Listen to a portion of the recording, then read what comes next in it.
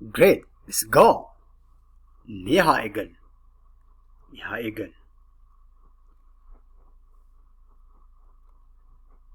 Har'a ammoo teensii baay'ee critical ta'e dubbii keenya guyyaadhaa gara guyyaatti hedduminaan fayyadamnu akkuma kanallee haasa'aa keenya bareechan kanneen akka has been, have been, had been, and will have been warra jedhaman isaan kana tokko tokkootiin eessatti fayyadamna jalqabumaan hiikni isaa maali yookiis immoo isaan kana yeroo jennu maalidha then yoom fayyadamna eessatti fayyadamna kan jedhu tokko tokkootiin ni ilaallaa jechuudha. So aga xumura qophii kanaatti yookiis viidiyoo kanaatti nu waliin turaa jechuun affeerraa keenya. Good. Let's dive into it. Ka jalqabarra jiru has been. Say it with me. Has been ka jedhu. Has been kuni gosa present perfect tense keessaa tokko ta'ee gosoota present perfect tense keessaa tokko ta'ee singular subjectotaaf yookiis pronounota kanneen akka he, she, itiidhaaf kan nuyi fayyadamnudha. Present perfect tense in a sense gochichi yoom eegalee yeroo ta'e wahii kana dura eegaleera. Gochoota kana dura ta'an kana dura eegalan taateen sun yookiis immoo wanti suni kana dura eegaleera garuu haga yoonaattu kan maal ta'aa jirudha raawwachaa jirudha jechuudha. Just akkuma si argaa jirtan has been is used in the present perfect tense for a singular subject like he, she, it. For what? To indicate an action that has started in the past and continues to the present or has relevance to the present. Gochoota akkasiifidha jechuudha. Yeroo darbe eegaleera garuu aga yoonaayyuu maal ta'aa jira? Itti fufaa jira. Ittuma fufee jira. Hin xumuramne jechuudha. Or yoo xumurameera ta'ellee dhiheenyuma kana. Continues to the present or has a relevance to the present. Ka jedhu isa kanaafidha jechuudha. Good. Let's see some examples. She has been studying since last week. She has been studying since last week. She has been studying since last week. Kana jechuun has been akkuma sila jenne gochi sun yoomidha jenne kan yeroo dura eegaledha yookiin yeroo ta'e wayii kana dura kan eegaledha jenneera. So asitti gaafa laallu last week kan akka eegaledha jechuudha kan gochi yookiis immoo taateen sun kana jechuun hiikni isaa Oromiffaan isheen torbee darbe eegaltee maali qayyabachuu jechuudha. So isheen torbee darbe eegaltee qayyabachaa jirti. Torbee darbeeti eegalee haga yoonaa qayyabachaa jirti jechuudha.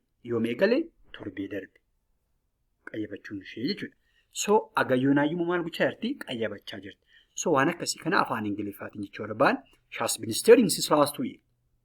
She has been studying since last week jechuu ni dandeenya jechuudha. Akka kanaa jechuu ni dandeenya jechuudha. Fakkeenya kan biraatti haa dabalan. Has been working till now. Has been working till now. He has been working till now. Yeroo inni dura hojjetu yookiis immoo hojii sana yeroo inni eegale argineerra jechuudha. Hojii sana yeroo inni eegale argineerra. Garuu nuyi bakka ta'e turree deebinee yookiis immoo isa waliin osoo hin argin turree gaafa deebinee dhufnu hojichumatti jira yoo ta'e haga yoonaayyuu inni dalagaa jira yookiis hojjechaa jira. Haga yoonaa dalagaa jira yookiis hojjechaa jira jechuu yoo barbaan afaan Ingiliffaatiin has been ka jedhu sana fayyadamne has been working till now. Has been working till now jechuu ni dandeenya jechuudha. Is it clear? Yeah. Good. Let's proceed to the next. Okay, here we do have another example. She has been traveling since yesterday. She has been traveling since yesterday. Kaleessaa eegaltee karaarra jirti deemaa jirti. Yoomii eegaltee kaleessaa eegaltee isheen karaarra jirti, deemaa jirti. Adeemsarra jirti kaleessaa eegaltee deemaa jirti jechuu yoo barbaanne has been kana singularidha waan ta'eef asitti kan nuyi fayyadamaa jiru pronoun keenya yookiin subjectiin keenya isheen kaleessaa eegaltee deemaa jirti jechuu barbaanne she has been traveling since yesterday. She has been traveling since yesterday jechuu ni dandeenya jechuudha. Kanaa jechuu ni dandeenya jechuudha. Good. Inni kan biraan have been ka jedhudha. Have been immoo has been irraa wanti adda isa godhu maal inni saabjektoota plural ta'aniidhaaf kan nuyi fayyadamnudha. Saabjektoota plural ta'aniidhaaf kan nuyi fayyadamnudha jechuudha. Saabjektiin keenya kanneen akka we, they, you and I yoo ta'e instead of has been just we can use what? Have been. Good. Let's see one example here. We have been studying since last week. Kanuma silaa sana has been ka jenne sana we ka jedhu kana gaafa fayyadamnu immoo plural waan ta'eedhaaf maal jennaa? We have been studying since last week. We have been studying since last week. Nuyi torbee darbee eegallee qayyabachaa jira. Yoomi eegallee torbee darbeeti eegallee ammallee qayyabachaa jira jechuu yoo barbaanne we have been studying since last week. Jechuu ni dandeenya jechuudha. Kana jechuun nuyi torbee darbee eegallee qayyabachaa jirra. Yoom eegalle torbee darbe. Amma dhaabneerra? No, hin dhaabne. Ammallee maal gochaadha? Qayyabachaa jira. Warreen akkasiidhaaf has been, have been fayyadamuu ni dandeenya jechuudha. Example kan biraatti haa dabalu. They have been working till now. Oh, that's amazing. How could you do that? They have been working till now. Akkamittiin amma kana hojjettani yeroo amma kana hundumaan dadhabdanii jechuu barbaanne just agayyoon hojjechaa jirtu yookiin dalagaa jiru jechuu barbaanne they have been working until now jechuu ni dandeenya jechuudha. Akka kanaa jechuu ni dandeenya jechuudha. Good.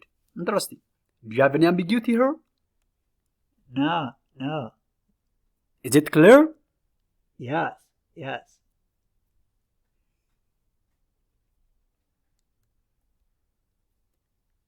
Interesting.